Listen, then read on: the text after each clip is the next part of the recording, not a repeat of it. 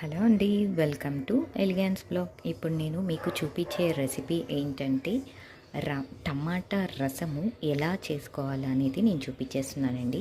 ముందుగా అయితే ఒక 2 స్పూన్స్ ఆయిల్ అన్ని వేసేసుకోండి. దానికి తగ్గంత జీలకర్ర, కొంచెం పోపు అన్నీ కూడా ఆయిల్లో ఫ్రై అయిపోయాక దాని తర్వాత టమాటా ముక్కలు, చింతపండు గుజ్జు, అల్లం వెల్లుల్లి పేస్ట్ ఇవన్నీ కూడా బాగా బాయిల్ అయిపోవాలండి. బాగా గుజ్జులాగా పేస్ట్ లాగా అవ్వాలి.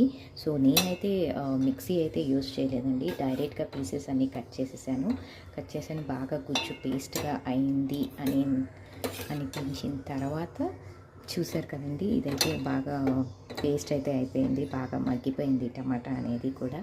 సో జ్యూసీగా అనేది అయింది, చూసారు కదండి.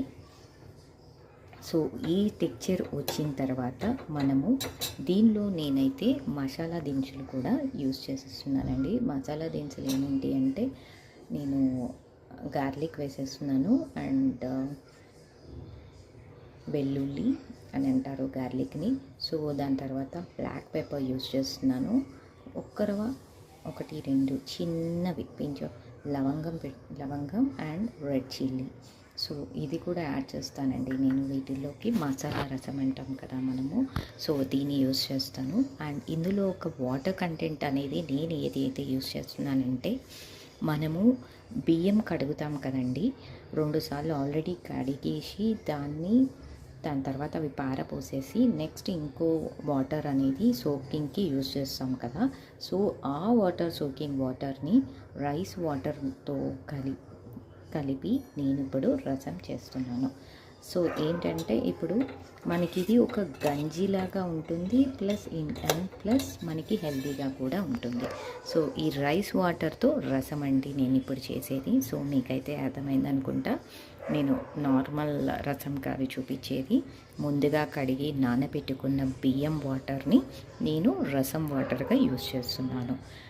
సో అంటే ఏంటంటే మామూలుగా అయితే ఇప్పుడు ఇదంతా బాయిల్ అయిపోయాక మనం నార్మల్ వాటర్ అనేది వేసేసి దానికి తగ్గంత మసాలా దినుసులు, రసం పౌడరు అన్నీ వేసేస్తాము కదా. సో నేను నార్మల్ వాటర్ యూజ్ చేయకుండా రైస్ వాటర్ అనేది యూజ్ చేస్తున్నాను. రైస్ వాటర్ అయితే పోసేసేసానండి. నేను ఒక 2-3 గ్లాస్ వచ్చేటట్టు పోసుకున్నానండి. 1 డే రెసిపీకి మాత్రమే యూజ్ చేస్తున్నాను. అండ్ ఇప్పుడు నేను రసం పౌడర్ నేనే హోమ్మేడ్గా ప్రిపేర్ చేసేసానండి. దీనిలో ధనియాలు, కందిపప్పు, జీలకర్ర, ఉప్పు అన్నీ కలిపేసి రసం పట్టేసానండి.